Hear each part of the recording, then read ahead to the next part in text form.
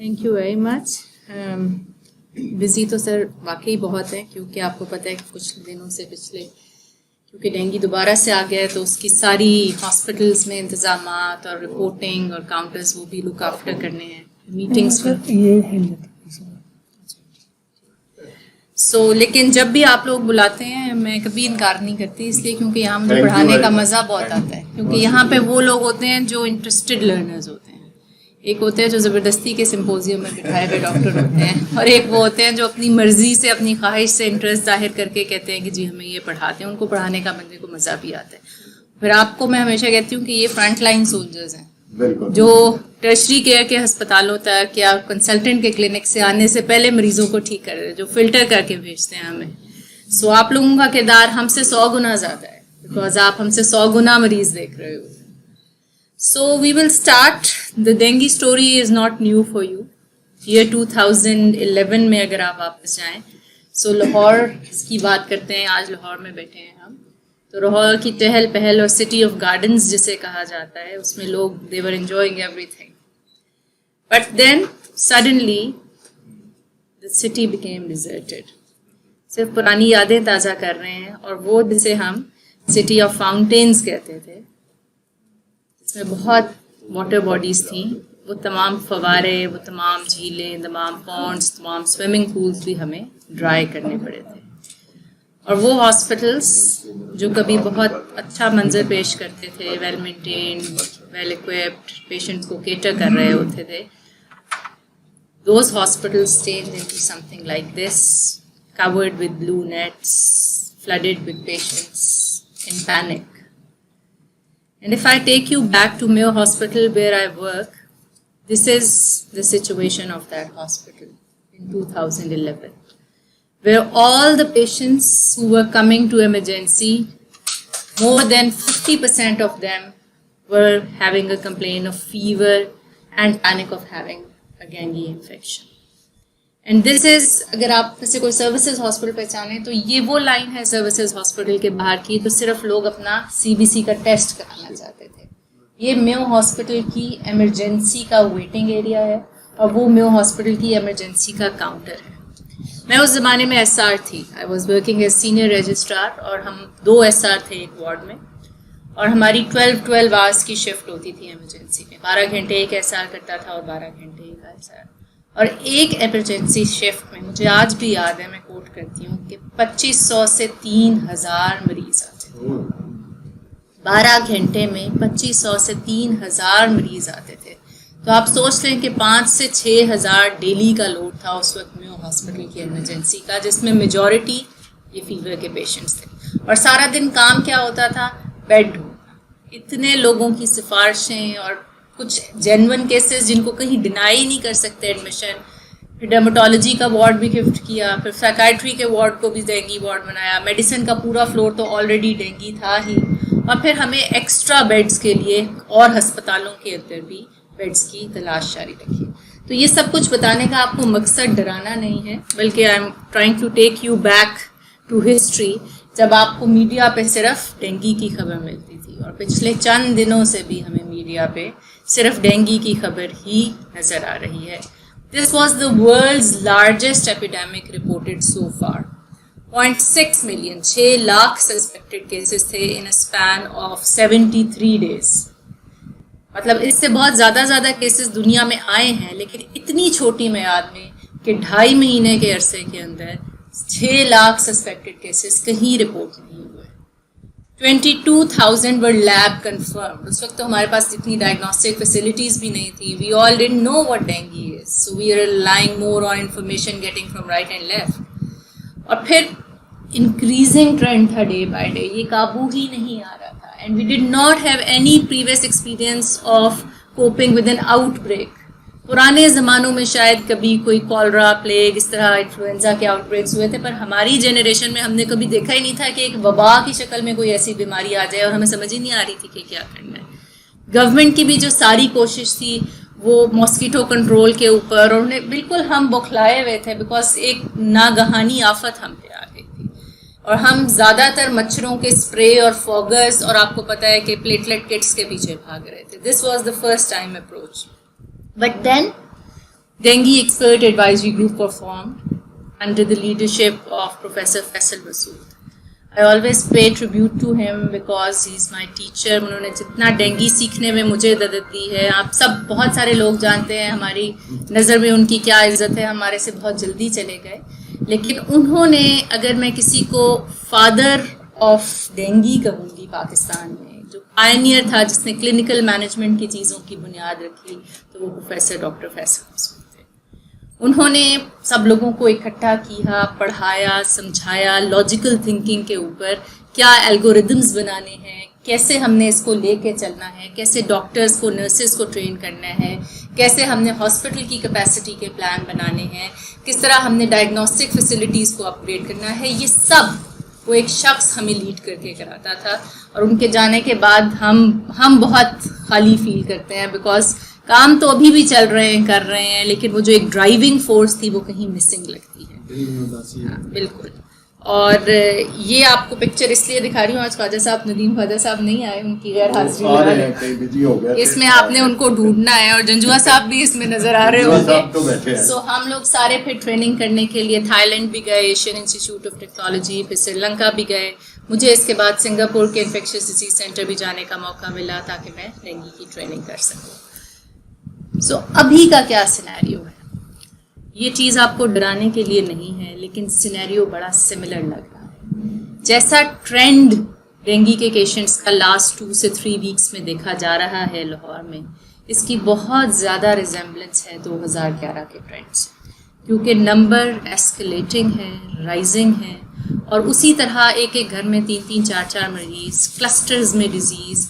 और जो ज़्यादा परेशान कुन बात वो ये है कि डेंगी हेमरेजिक फीवर बहुत ज़्यादा आ रहा है। इनिशियली डेंगी फीवर पेशेंट्स में आता है जो प्राइमरी इन्फेक्शन होती है, लेकिन जब कुछ साल ज़िंदगी के गुजार जाते हैं ये डेंगी अपने किसी इलाके के अंदर, तो सेकेंडरी इन्फेक्शंस और सब्सिक्वेंट इन्फेक्शंस के अंदर DHF होने के चांसेस ज़्यादा हो जाते हैं। और हमने क्योंकि 10 साल डेंगी के साथ गुजार लिए हैं, तो हमारी बहुत सी पॉपुलेशन इम्यून है डेंगी को, और जब इम्यून होता है तो हमें ये लगता है कि अब डेंगी हमें नहीं होना, बिकॉज पहले हो गया हुआ है। लेकिन डेंगी का डायलेमा ये है कि इसकी 4 सीरोटाइप्स हैं। सो आपको ज़िंदगी में 4 दफ़ा डेंगी हो सकता है, और सेकंड, थर्ड और फोर्थ जो टाइप होती है, सेकंड टाइम सबसे ज़्यादा सीरियस होने के चांसेस होते हैं। सो अगर आपको पहले डेंगी हुआ है तो आपका ख़तरा बढ़ जाता है कि next time you will have a more serious illness.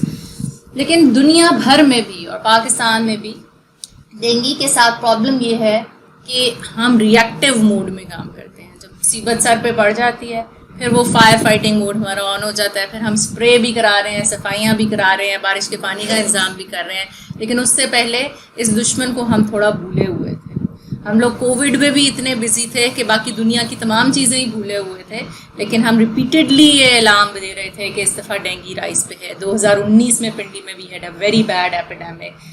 Globally dengue का सर्ज बहुत ज़्यादा देखा जा रहा है। 2019 में वो तमाम कंट्रीज़ जहाँ पे डेंगी एंडेमिक है, जिसमें फ़िलीपींस है, ब्राज़ील है, श्रीलंका है, थाईलैंड है, मलेशिया, इंडोनेशिया, ये जो सारी बेल्ट डेंगी प्रोन है, इस सब में केसेस डबल ट्रिपल हो गए थे पिछले ईयर्स के कंपैरिजन में। और इस साल लगता है कि फिर से वही ट्रेंड जो है वो रिपीट हो रहा है। So we need to be very vigilant. So what I am going to do today is to give you basics of dengue infection. मैं आपको इन हॉस्पिटल मैनेजमेंट डिटेल में नहीं पढ़ा रही हूँ, बिकॉज मैं हमेशा कहती हूँ कि जब आपको लगे कि पेशेंट आउट पेशेंट में मैनेज नहीं हो सकता, please do not admit to your private clinics or small setups, refer them to a big tertiary care hospital जहाँ HDU की facility available हो, because dengue can be very problematic if the patient goes into DHF and shock. So it is never wise to monitor these patients at home with daily follow-up or treat them with IV fluids in a private setup clinic, small clinic. If it is a big clinic equipped with doctors and ICU facilities, then it is okay. But if you have a smaller setup, मुझे पता है बहुत सारे लोगों के यहाँ छोटे छोटे 1-2 कमरों वाले हॉस्पिटल्स भी होते हैं, उसमें प्लीज़ ट्रीट ना कीजिए, इसको किसी टर्शियरी केयर हॉस्पिटल में रेफर कर दें। डेंगी आप सबको पता है इन्फेक्शियस वायरल ट्रॉपिकल डिजीज़ है, मच्छर के काटने से फैलती है, and disease develops after an incubation period, जो कि मॉस्किटो का भी होता है और फिर डिजीज़ का अपना इंसान के अंदर भी होता है। जो वायरस है वो एक आरएनए वायरस है which belongs to a Flaviviridae family. ये जो वायरस है इसके अंदर कुछ प्रोटीन्स होती हैं, कुछ स्ट्रक्चरल प्रोटीन्स होती हैं, कुछ नॉन स्ट्रक्चरल प्रोटीन्स होती हैं, और इसके अंदर इसका जेनेटिक मटेरियल है जिसे हम आइडेंटिफाई कर सकते हैं। सो डेंगू वायरस की 4 डिफरेंट सीरोटाइप्स हैं, D1, D2, DV3 and DV4। So dengue virus 1, 2, 3 and 4 different सीरोटाइप्स हैं। एनवेलप्ड वायरस है ये, 3 मेजर प्रोटीन्स हैं C, PRM एंड E, और कुछ नॉन स्ट्रक्चरल प्रोटीन्स हैं।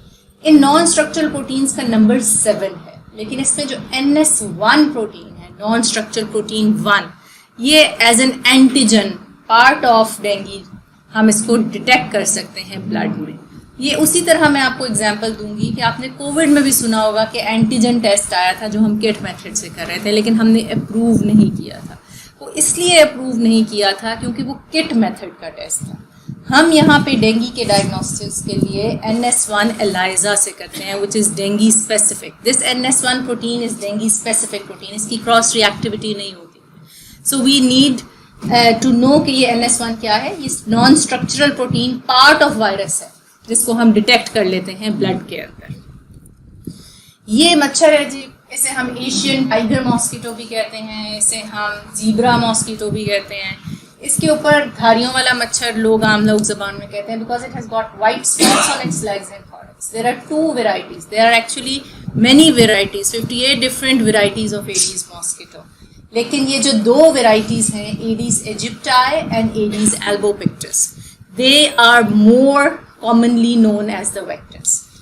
Aedes aegypti इजिप्ट में सबसे पहले निकला था, सो इससे उसका नाम इजिप्टाई है। Albopictus एल्बस से निकला है वर्ड, एल्बस इज वाइट, एल्बिनोज कहते हैं वाइट पैचेस, एल्बस। सो इसके ऊपर वाइट स्पॉट्स होते हैं, इसका रेड थॉरैक्स और ये वाइट स्पॉट्स हैं, इसके ऊपर वाइट टांगों पे भी स्पॉट्स हैं। ये आपको दूर से आइडेंटिफाई हो जाता है मच्छर। सो बड़ा खुश शक्ल मच्छर है। और जो फीमेल मॉस्किटो है इट बाइट्स।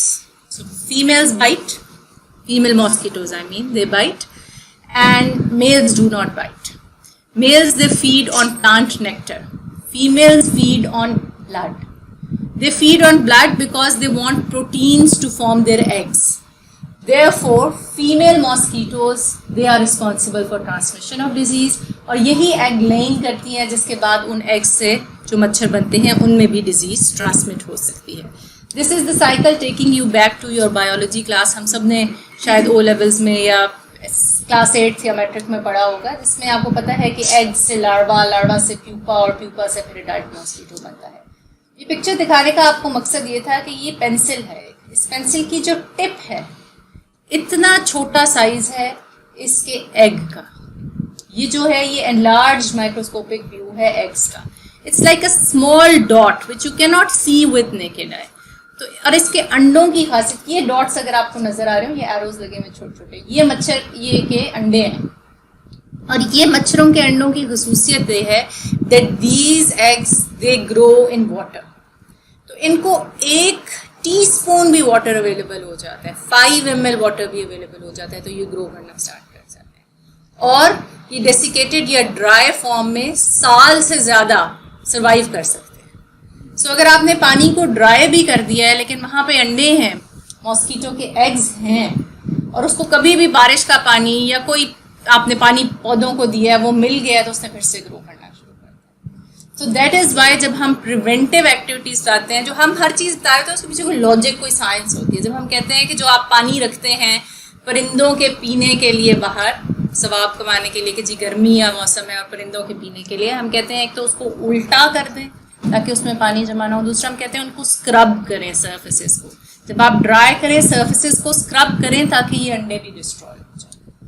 उसके बाद उनसे लार्वा और प्यूपा बनता है और फिर एडल्ट मॉस्किटो बनता है। सर्दियों में ये साइकिल लंबा हो जाता है, 14 से 21 दिन का हो जाता है। गर्मियों में 3 से 5 दिन में भी अंडों से मॉस्किटोज बन जाते हैं। सो ये टेम्परेचर और एनवायरनमेंट में ह्यूमिडिटी पे डिपेंडेंट है, and this temperature and this humidity these days is the best. ये मॉस्किटोज की वेकेशन मोड है जिसमें वो सब एंजॉय कर रहे हैं कि ये तो बेस्ट उनको अपनी अफजाइश का मौका मिलता है। So how do the disease is spread by mosquito. Mosquito जब एक किसी इन्फेक्टेड बंदे को काटता है तो through the bite, the blood, जब वो ब्लड की बाइट करता है, ब्लड सक करता है, तो virus enters the mosquito, mosquito के अंदर फिर वो ग्रो करता है and the mosquito becomes infected. Now when this infected mosquito bytes someone, with the blood, with the bite, it enters into the blood of the other person. और वो बंदा फिर अपने इंक्यूबेशन पीरियड करता है. मोस्टली पेशेंट्स नहीं symptomatic होते हैं, मोस्टली डिजीज एसिम्टोमेटिक रहती है, लेकिन वायरस मौजूद होता है. मॉस्किटो की बाइट से फिर वो किसी और को करता है स्प्रेड, वो सिम्टोमेटिक हो जाता है. उस सिम्टोमेटिक को कोई हेल्दी मॉस्किटो करता है, वो इन्फेक्टेड हो जाता है. So this is the circle which continues and this is how the disease spreads. इसीलिए आपको एक घर के अंदर क्लस्टर्स में डिजीज मिलती है. वो इसलिए नहीं है कि ये कंटेजियस है, एक से दूसरे को लगती है, नॉट लाइक कोविड जो रेस्पिरेटरी ड्रॉपलेट से एक दूसरे को लगता है. ये मच्छर भी उसी घर में रह रहे हैं जिसमें आप रह रहे हैं, और मच्छर अगर एक बग्स को जो इन्फेक्टेड है काटेगा तो घर में किसी और को, हमसायों में किसी और को भी काटेगा. सो उस विसिनिटी के जो लोग हैं फिर वो इन्फेक्टेड होना शुरू हो जाते हैं और वो हॉटस्पॉट बन जाता है. Coming on, how to identify the cases. So suspected, probable and confirmed. These are the three categories which are devised by Dengue Expert Advisory Group. Suspect, probable and confirm. अब हमें हमेशा ये लगता है कि हम पेशेंट कंफर्म होगा तो हम हेल्थ अथॉरिटी को बता देंगे कि कंफर्म केस डेंगू का आया. Actually we need to understand कि ये जो कंफर्म्ड केस है ये प्रोबेबल में से और सस्पेक्टेड में से ही निकलना है. So the earlier you report to the authorities the easier it is to curb the disease. ठीक है. सो सस्पेक्टेड पेशेंट्स वो हैं जिनको कोई क्लिनिकल क्राइटेरिया फुलफिल कर रहे हैं, और क्लिनिकल क्राइटेरिया एस्टैब्लिश्ड है world over. Fever is an essential criteria कि अगर आपको छोटी मियाद का फीवर है 2 to 10 days, this is not a chronic element, this is an acute febrile viral illness. So acute means short duration. Short duration 2 to 10 days का fever होता है. अगर आपको 2 हफ्ते या 1 महीने के बुखार से कोई मरीज आ रहा है, do not suspect dengue. Dengue fever usually last less than 6-7 days, 5-6 दिन का बुखार लोगों को रहता है. फीवर के साथ कोई सी 2 चीजें अगर आ जाएं तो this becomes a suspected case of dengue infection. और ये 2 चीजें तकरीबन हर बुखार के साथ आपको आ जाती हैं. Headache, retroorbital pain, myalgias, arthralgias, rash, bleeding manifestations, abdominal pain, decreased urinary output, and अगर बच्चे हैं तो उनमें inability to take feed और इरिटेबिलिटी विदाउट एनी कॉज. अब लोग कहते हैं ये तो हर बुखार के साथ आ जाता है, तो फिर डेंगू का सस्पेशन कैसे है. सो fever without a focus, you should always suspect dengue in this season. अगर तो मरीज आपके पास आ रहा है कि जी डॉक्टर साहब बहुत डायरिया हुआ हुआ है और 5-6 दिन से लूज मोशन आ रहे हैं, साथ बुखार भी हो गया, you suspect a gastroenteritis. If patient says in case जी मुझे डिसयूरिया है और बर्निंग है और मुझे बार बार यूरिन में है, तो you suspect a urinary tract infection. The patient comes with high grade fever with productive cough and sputum, you think of other infections. So fever without a focus. अब इसके साथ जो चीज़ें 2-4 आपको कंफ्यूज कर सकती है वो मैं बता देती हूँ. कोविड हमें अब बहुत कंफ्यूज करने लग गया, टेस्ट भी कंफ्यूज करने लग गए हैं और प्रेजेंटेशन भी. कोविड में यूजुअली बहुत हाई ग्रेड फीवर नहीं देखा जाता. ठीक है, आपने देखा होगा मरीज को 100-101 का बुखार होता है जनरली. डेंगू के साथ 105-106 का बुखार भी मैंने देखा है. 103-104 कॉमनली आपके पास आएगा, हाई ग्रेड फीवर होगा. कोविड में बहुत severe body aches and pens नहीं होती हैं. कोविड के अंदर यूजुअली माइल्जियास होते हैं लेकिन माइल्ड होते हैं. डेंगू में इसको ब्रेकिंग बोन फीवर कहते हैं. The dengue word stands for break bone. So इतनी दर्द है जितनी हड्डियों के टूटने या चटकने की. वो लोग कहते हैं ऐसा लगता है मुझे किसी ने डंडों से मारा हुआ है. This is literally what patients से टू मी कि डॉक्टर साहब हमें ज़िंदगी में बहुत बुखार हुए हैं, पर इस बुखार के अंदर जिस्म में ऐसे दर्द हैं कि एक एक जोड़, एक एक मसल जो है वो दुखता है. अच्छा कोविड में वैसे इतने फिर आप अल्लाह ना करे आपने एक डेंगू एक्सपीरियंस नहीं किया. पीपल से it is the worst fever that we get in our life. जैसे आपको याद होगा सब एरेक्नॉइड हेमरेज में हम कहते थे worst headache of your life. इस फीवर के मतलब कहते हैं this is the worst fever of your life. Okay. Second, retroorbital pain बड़ी कॉमन. मैं आजकल बहुत मुझे यंग बच्चियां भी आते हैं, मैं पूछती हूँ कि आप सब आंखें बंद करते हैं, ऐसे लगता है आंखें अंदर से दुखती हैं, जलती नहीं है. जलना, burning is different, that is with fever, हर एक की जलती है. वो कहते हैं अंदर आंखें दुखती हैं, दर्द होती है. So retroorbital pain is a very common feature which you can ask. Rash, और ये जो रैश है ये ऐसा नहीं है कि हर बंदे को होगा, बट कॉमनली एरिथमेटस स्किन की अपीयरेंस. कई दफ़ा क्लिनिक में पेशेंट आता है मुझे देख के लग जाता है, मैं फीवर रेडनेस होती है चेहरे पे, एरिथीमा होता है, स्पेशली फेस फ्लश्ड लगता है आपको पेशेंट्स का। उसके अलावा ब्लीडिंग कहीं से हो सकती है। पेशेंट्स कई दफ़ा इग्नोर करते हैं, आपने उनसे पूछना है दांत ब्रश करते हुए तो नहीं खून आया था, वो उसको इग्नोर करते हैं कि जी वो ब्रशिंग से आ गया था। नोज ब्लीड होती है कई दफ़ा, को कहते हैं ब्लो ज़्यादा जोर से, नोज ब्लीड और epistaxis are more common. Severe cases में हमारे पास हीमेटाइमसिस, मेलिना, स्किन के ऊपर ब्रूजिंग, फीमेल्स में मेनोरेजिया, हेमोप्टिसिस भी रिपोर्ट होता है। Abdominal pain is common in dengue, लेकिन abdominal pain is a danger sign, ये भी हम आगे बात करेंगे। माइल्ड सा डायरिया या लूज स्टमक अक्सर लोग आपको कंप्लेन करेंगे, वो तमाम वायरल इलनेसेस में हम देखते हैं, मीजल्स में भी, मम्स में भी हो जाती हैं, कोविड में भी बहुत सारे लोग एब्डोमिनल पेन और डायरिया स्टूल की बात करते हैं। और बाकी आपने नज़र जिन चीज़ों पे रखनी है, कुछ वार्निंग साइंस, वो मैं अभी आपको बताऊँगी, वॉमिटिंग भी मैं बताने लगी।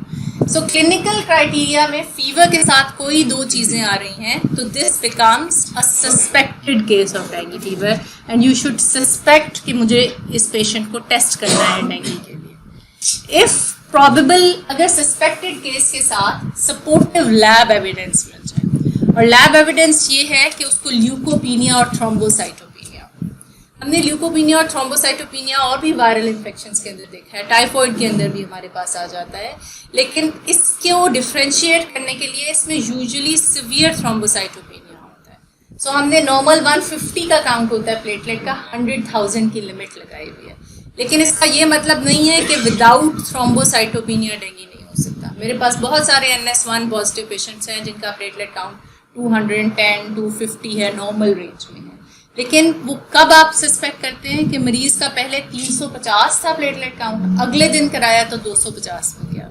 सो falling trend in platelet count is also an indicator of dengue. So first day और सेकेंड डे पे मैं यूजुअली CBC नहीं कराती हूँ, बिकॉज काउंट्स डिस्टर्ब नहीं होते, लोग डायग्नोसिस को एक्सक्लूड कर देते हैं कि ये जी इसके तो प्लेटलेट ही नॉर्मल है, डेंगू नहीं है। Try to get CBC after day 3, day 3 onwards counts decrease होने शुरू होते हैं। सो पहले और दूसरे दिन पैनाडोल दे के तीसरे दिन कहेंगे CBC का टेस्ट करा के आ जाओ। Leucopenia is less than 4,000 and thrombocytopenia is less than 100,000। अब जो ये पेशेंट्स जिनको ल्यूकोपीनिया और thrombocytopenia in addition to the clinical suspicion आ गया है, इन पेशेंट्स को आपने probable cases of dengue fever label करना है। ये भी कंफर्म नहीं है, कंफर्म हमेशा वायरस की डिटेक्शन पे होते हैं, और वायरस की डिटेक्शन के दो तरीके हैं। एक PCR, थोड़ा एक्सपेंसिव, लेकिन एज कम्पेयर टू कोविड थोड़ा इजी, क्योंकि ब्लड से करना है, आपको नेजोफेरेंजियल स्वैब लेना पड़ता है, उससे इसमें ब्लड लेना पड़ता है।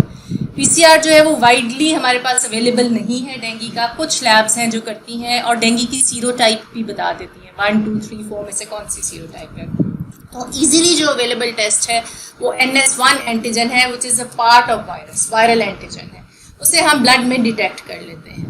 सो इनिशियल फ्यू डेज में जब पेशेंट फेब्राइल है, उसको वायरीमिक फेज में है, टॉक्सिक है, पहले 4-5 दिन NS1 का टेस्ट कराना है, because this is the time when the virus is circulating in your blood. So you will get an NS1 test, and if it is positive, you label it as a confirmed case of dengue infection. By ELISA. The kit method is not approved by World Health Organization or Dengue Expert Advisory Group. Reports हमने देखी है जिसका होता है border line positive. हाँ, वो भी मैं बता देती हूँ। बॉर्डर लाइन पॉजिटिव तब होता है NS1 एंटीजन या वायरस ब्लड में तकरीबन हफ्ता रहता है, और उसके बाद वो वायरस जो है वो क्लियर आउट हो जाता है और एंटीबॉडी रिस्पॉन्स बिल्डअप होना शुरू हो जाता है। तो अगर NS1 फुल फ्लेज सिम्टम्स के साथ बॉर्डर लाइन पॉजिटिव है, तो इसका मतलब ये हो रहा होता है कि मरीज वायरल की क्लियरेंस फेज में है और एंटीबॉडी की फॉर्मेशन की फेज में जा रहा है। अगर NS शुरू में दूसरे तीसरे दिन कई देखा हमने उस रिपोर्ट में, उसमें फिर लो टाइटर्स हो कई दफा, तो NS1 पॉजिटिव बॉर्डर लाइन आ जाएगा। आप उसको रिपीट कर सकते हैं। जी, फर्स्ट डे में मैंने देखा फीवर भी बहुत था, फर्स्ट डे में पॉजिटिव नहीं आता। जी, नहीं आता, नहीं आता है। NS1 antigen 2 days prior to fever positive हो जाता है। वायरीमिया आपका फीवर से 2 दिन पहले शुरू हो जाता है। जी जी, सो ये अर्ली पॉजिटिव आ जाता है, इसकी अर्ली डिटेक्शन है। PCR सॉरी हाँ, मैंने कहा कि जो फर्स्ट वीक है उसके अंदर आपका वायरस जो है वो तेजी से वायरीमिया हो रहा होता है, सर्कुलेट कर रहा होता है, तो NS1 एंटीजन पॉजिटिव आता है। आहिस्ता आहिस्ता 5-6 दिन के बाद NS1 क्लियर होना शुरू हो जाता है, IgM पॉजिटिव होना शुरू हो जाता है। 2 केस मेरे पास ऐसे जो फर्स्ट डे मैंने कराए फीवर में कराए वो दोनों नेगेटिव आए, लेकिन वो डेंगू थे। क्लिनिकल यस ब्लड बड़े जबरदस्त ऑर्बिटल पेन और ये मायल्जिया, लैब भी अच्छी थी, रिलायबल, और इस तरह जी लैब अच्छा। शौकत खानम लैब। अच्छा, IgM कब तक पॉजिटिव? मैं बताने लगी 5 डेज के बाद या यूजुअली 1 सेकेंड वीक जो होता है इलनेस का, उसके अंदर हम IgM एंटीबॉडीज कराते हैं।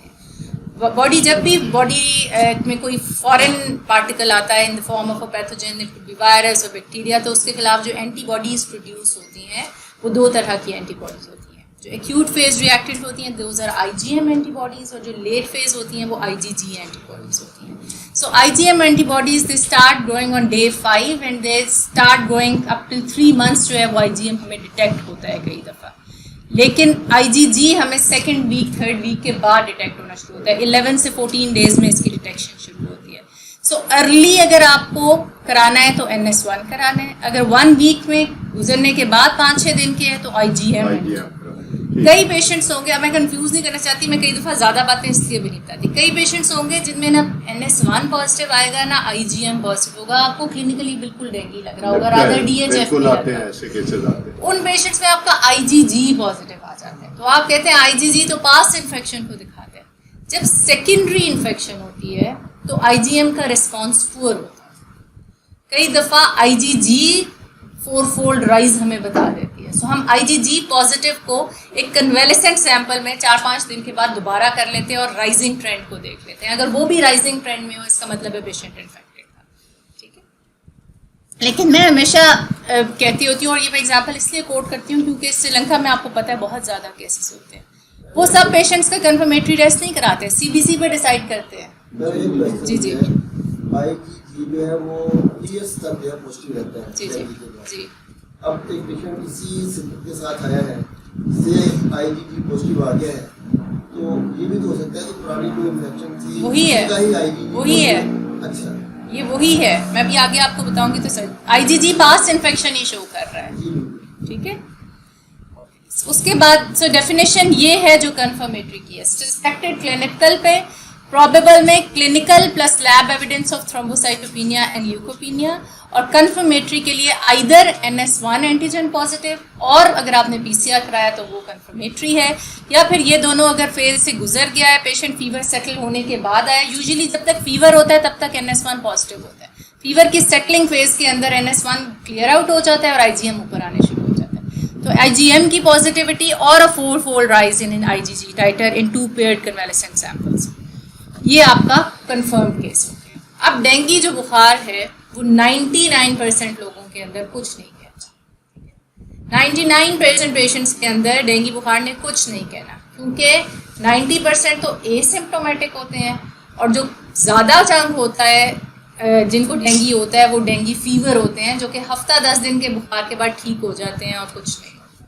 लेकिन एक स्मॉल 1 to 2% पेशेंट्स ऐसे होते हैं जिनको सीवियर फॉर्म ऑफ डेंगू में जाने का चांस होता है। इसे हम डेंगू हेमरेजिक फीवर कहते हैं। अब जब हम वर्ड सुनते हैं डेंगू हेमरेजिक फीवर, सो हेमरेज से हमें लगता है कि इसमें ब्लीडिंग होती है। नाम सुनने में यही लगता है ना, डेंगू हेमरेजिक है तो ये ब्लीडिंग जिसमें हो गई है वो dengue haemorrhagic. Actually this is a misnomer, ये नाम गलत है, ये एक्चुअली डेंगू लीक फीवर होना चाहिए, क्योंकि इन पेशेंट्स के अंदर critical phase of plasma leakage होता है which differentiates simple dengue fever from dengue haemorrhagic fever. So bleeding can be possible in simple dengue fever as well. कई लोग ऐसे होते हैं सादा डेंगू बुखार, सिंपल डेंगू इन्फेक्शन है, no leak, no critical phase, लेकिन उन्हें माइल्ड सा ऊज हो जाता है नाक से, क्योंकि प्लेटलेट्स कम होने से कई दफ़ा ब्लीड हो सकता है। सो डेंगू फीवर और डेंगू हेमरेजिक फीवर में डिफरेंशिएट करने के लिए आपने ब्लीडिंग को क्राइटेरिया नहीं रखना है। Although there are more chances of bleeding in DHF, but DHF के अलावा भी ब्लीड हो सकता है। जो आपने क्राइटेरिया इसको रखना है इसको देखने के लिए वो है प्लाज्मा लीकेज, और प्लाज्मा लीकेज आपको 2-3 तरह से मिल सकती है। आप लोगों की सेटिंग में 2 सिंपल टेस्ट हैं जो आप कर सकते हैं, एक haematocrit of the patient and second ultrasound. बहुत सारे फैमिली फिजिशियंस जो है वो कर रहे होते हैं, उसमें सिर्फ गॉल ब्लैडर वॉल का एडीमा या any free fluid in the abdomen और राइट साइडेड प्लूरल डिफ्यूजन। अगर ये आपको मिल जाए, स्ट्रीक ऑफ फ्लूइड भी मिल जाए, गॉल ब्लैडर वॉल में एक कैल्कुलस कोलिसिस्टाइटिस जिसे हम कहते हैं, जिसमें गॉल ब्लैडर वॉल थिकन मिलती है, so this is an early sign of leak, ये फर्स्ट साइन होता है. If you could pick that on an ultrasound, this is enough evidence to label that patient as a DHF. अब ये कैसे होता है लीक, क्यों बनता है, इसकी डिटेल्स में आपको नहीं पढ़ा रही पैथोजेनेसिस की. एक्सरे पे अगर ज़्यादा हो तो नोट होती है, आमतौर पे अगर लेटरल डिक्यूबिटस एक्सरे में आप कराएं तो मिल जाती है, तो आप एक्सरे से भी पिक कर सकते हैं. ठीक है, अच्छा. सो थ्रोम्बोसाइटोपिनिया, हेमरेजिक मैनिफेस्टेशंस, लेकिन सबसे इम्पॉर्टेंट ये प्लाज्मा लीकेज. हेमाटोक्रिट का rise more than 20% from baseline. Haematocrit एक ऐसी वैल्यू थी जो डेंगी देखने से पहले मैंने इसको कभी जिंदगी में लिफ्ट नहीं कराई थी. हम कहाँ देखते थे, एचपी देखते थे, टीएलसी देखा, बड़ा हुआ डिफरेंशियल काउंट देख लिया और बस प्लेटलेट. हेमाटोक्रिट ने अपनी इंपॉर्टेंस डेंगी के बाद बताई. जी नहीं, हेमाटोक्रिट आपका पैक्ड सेल वॉल्यूम होता है, रेड सेल का मैस होता है, पैक्ड सेल वॉल्यूम. सो हेमाटोक्रिट आपकी अगर रेज हो रही है, इसका मतलब है कि आपका सेल काउंट जो है वो कंसंट्रेट हो रहा है और प्लाज्मा निकल रहा है बॉडी से. सो ये मैंने आपको यहाँ देखें लिखा हुआ है 20% और अबव. सो अगर आपका बेसलाइन का हेमाटोक्रिट 40 था पेशेंट का और आपने 3 दिन बाद करा के देखा और वो 40 से 48 हुआ है, तो ये 20% बन जाता है. ये 40 से 60 पे नहीं जाना, 0.20 नहीं है, 20% ऑफ द बेसलाइन. सो 40 से 5-6 डिग्री से अगर ज़्यादा समझने बड़ा होता है तो यूजुअली ये अलार्मिंग होता है. इसका मतलब होता है पेशेंट लूज कर रहा है प्लाज्मा और ब्लड कंसंट्रेट हो रहा है, and this shows plasma leakage. आमतौर पे 36 से 46 लिखा होता है नॉर्मल रेंज, लेकिन अक्सर पेशेंट्स में कम होता है, फिर लेकिन ऊपर जाना वो इसीलिए उसको बेसलाइन से देखना जरूरी है. इंडिविजुअल उसको आप इंटरप्रेट नहीं कर सकते. CBC is the must. CBC is the only test which determines the course of the disease. सारी चीजों की सब चीजें CBC पे खत्म. ओके, उसके बाद आ गया डेंगी हेमरेजिक फीवर के बाद डेंगी शॉक सिंड्रोम. अगर प्लाज्मा लीकेज इतनी ज़्यादा हो, इतना ज़्यादा फ्लूइड आपके जिस्म की नालियों से निकल रहा है, थर्ड स्पेसेस में इकट्ठा हो रहा है कि पेशेंट सर्कुलेटरी फेलियर में जा रहा है. और सर्कुलेटरी फेलियर के क्या साइंस होते हैं हम सबको पता है. फीबल हो जाएगी पल्स, टैकीकार्डिया होगा पेशेंट को, कोल्ड क्लेमी हो जाएगा, उसका ब्लड प्रेशर गिरने लग जाएगा, पल्स प्रेशर नैरो हो जाएगा. मैं इतनी ट्रेनिंग्स कराती हूँ, मैंने कल ऊपर से लेके नीचे तक सारी स्टाफ को पूछा कि पल्स प्रेशर क्या होता है. Nobody good answer. Pulse rate, pulse volume, pulse से आगे वो प्रेशर पे कहीं नहीं पहुंची. सो हेड नर्स से लेके तो मैंने सबसे पूछा कि किसी को कोई बताए पल्स प्रेशर क्या होता है. इतना सिंपल, सिस्टोलिक और डायस्टोलिक का difference is the pulse pressure. What is a normal pulse pressure, ये भी किसी को नहीं पता था. एनीवन? 40. सो अगर आपका 30 से कम हो जाए तो हमारा अलार्म रिंग कर जाता है कि पेशेंट का पैरो. अगर 20 से कम हो जाए तो शॉक है. सो हम 25 से 30 कंपनसेटेड शॉक में रखते हैं. 30 से बिलो हम शॉक कह देते हैं. 25 से 30 जो है वो हम कंपनसेटेड में रखते हैं, और लेस देन 20 हो जाए तो हम कह देते हैं पेशेंट शॉक में. हाइपोटेंशन हो, कोल्ड हो, क्लेमी हो, यूरिन आउटपुट डिक्रीज हो जाए, गिडी हो पेशेंट, ब्लैकआउट्स हो, पोस्चरल ड्रॉप आ रहा हो, these are all signs of compensation of shock, and you should label these patients as dengue shock syndrome. आपके पास बहुत कॉमनली फीमेल्स आती होंगी जो आपको कहती है डॉक्टर साहब हमारा तो लो ही रहता है, लेकिन लो रहने में हमेशा पल्स प्रेशर जरूर देखिए. अगर वो पल्स प्रेशर 80/60 है तो 20 का पल्स प्रेशर है. So this is pulse pressure की नैरोइंग जो है दैट इज डेंजरस. इसको जरूर रखो. जो डेंगी इन्फेक्शन है उसके 3 फेजेस होते हैं. The first phase is the febrile phase. इसमें जिस को बुखार है, जिस्म में दर्दें हैं, रैश है, रेडनेस है स्किन के ऊपर, और मरीज बहुत अनकम्फर्टेबल है, उसे भूख नहीं लग रही है, दिल मुंह का जायका ख़राब है, पेट में डिस्कम्फर्ट है. This is the febrile phase of illness which is common to dengue fever and dengue haemorrhagic fever. The second phase is critical phase. And the critical phase only occurs in those patients who go into DHF. जिन patients में secondary infection होती है, previous dinghy के बाद दूसरी दफ़ा dinghy infection होती है. इसकी साइंस ये है कि डेंगी की, क्योंकि ये थोड़ा सा मुश्किल है, ज़रा फिर मेरी अटेंशन चाहिए सबकी. डेंगी की 4 सीरोटाइप्स. ठीक है, जब आपको एक टाइप का virus it gets into your body, so body उसको रिकग्नाइज करती है कि ये कोई एलियन फोर्स है, मुझे इसके खिलाफ लड़ना है. वो अपनी कुव्वत मुदाफ़त के लिए एंटीबॉडीज प्रोड्यूस करती है and you get rid of the virus and you recover. This is a normal phenomena in every infection. Dengue की क्योंकि 4 सीरोटाइप्स हैं तो एक के खिलाफ तो आपकी कुव्वत मुदाफ़ियत लाइफ लॉन्ग इम्यूनिटी डेवलप हो गई बिकॉज एंटीबॉडीज डेवलप हो गई, बट बाकी 3 पे अभी आप प्रोन हैं कि वो आपको इन्फेक्शन कर सकते हैं. होना तो ये चाहिए और होता भी यही है कि second type, third type, fourth type जब जब आपकी बॉडी में एंटर हो उसके खिलाफ भी एंटीबॉडीज बन जाए और आप उससे भी रिकवर हो जाए. इस वक्त कौन सी टाइप पाकिस्तान? इस वाले एपिडेमिक की अभी नहीं पता. पिछले एपिडेमिक्स में 4 टाइप्स थी, ज़्यादा 2 और 3 आती है हमारे पास. जी जो फ्लूइड लॉस हो रहा है तो वो डॉक्टर को करते हैं, इसकी पैथोलॉजी क्या है? लॉस नहीं होता. अच्छा, मैं आपको इसकी पैथोलॉजी इसलिए नहीं बढ़ा रही थी कि वो कॉम्प्लिकेटेड है. अच्छा, मैं बढ़ाती हूँ. होता ये मैं बताने लगी हूँ. जब अब ये मेरा जुमला ज़रा और से सुने, जुमला ज़रा मुश्किल है. In a secondary infection with a different serotype, ठीक है, in a secondary infection with a different serotype, in majority of the cases the body is going to neutralize that virus and get rid of the virus. But in a small minority of patients, in a secondary infection with a different serotype, there will be formation of non-neutralizing antibodies. Okay? So instead of neutralizing the virus, the body will react in a different way and form non-neutralizing antibodies. These non-neutralizing antibodies then activate your complement system, your coagulation system, all the endothelial के ऊपर जितनी भी markers होते हैं, cytokines, interleukins, tumour necrosis factor, they all get activated. इस activation की वजह से they all act on your vascular endothelium and your vascular endothelium which is lined by endothelial cells. जो आपके वेसल्स की एंडोथीलियल लाइनिंग होती है, it becomes leaky. In inflammatory markers की रिएक्शन की वजह से it becomes leaky. When it becomes leaky, the plasma starts pouring out of your vessels. So the blood becomes hemoconcentrated and hematocrit rises.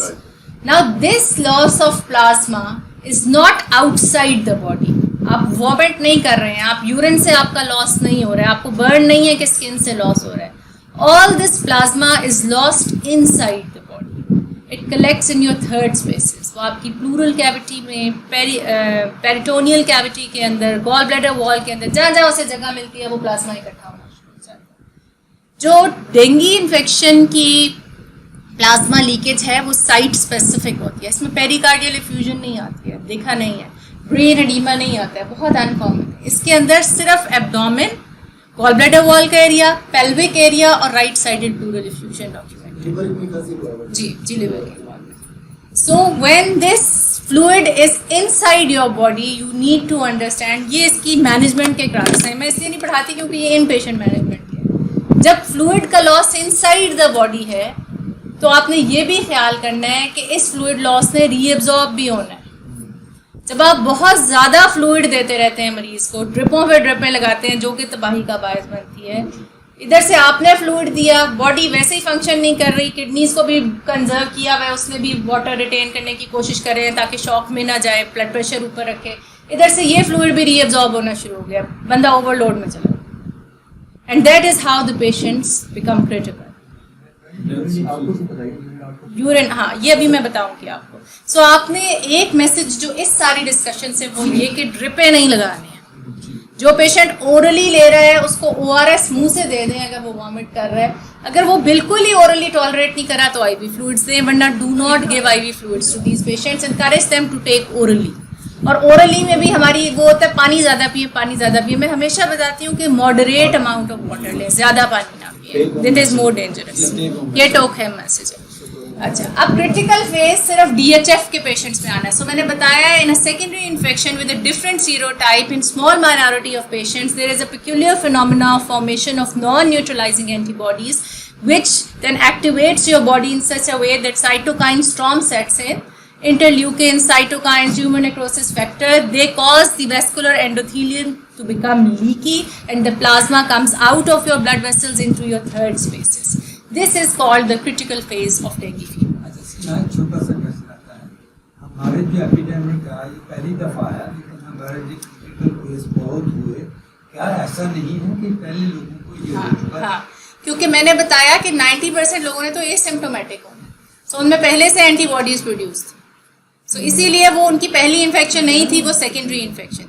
मुझे पानी 1996 से हमारे पास डेंगू के cases reported, 96। उन्होंने कहा भी था वो हमारे उसमें बख्श अभी भी इन्फॉर्म किया था गवर्नमेंट को कि इट इज देयर, लेकिन गवर्नमेंट ने किसी ने प्रोवाइड नहीं। उन्होंने कहा ऐसे 5, 10, 12 केस आ गए, कुछ नहीं होता। तो क्रिटिकल फेज सिर्फ सेकेंडरी इन्फेक्शन में डिफरेंट सीरोटाइप के साथ आता है।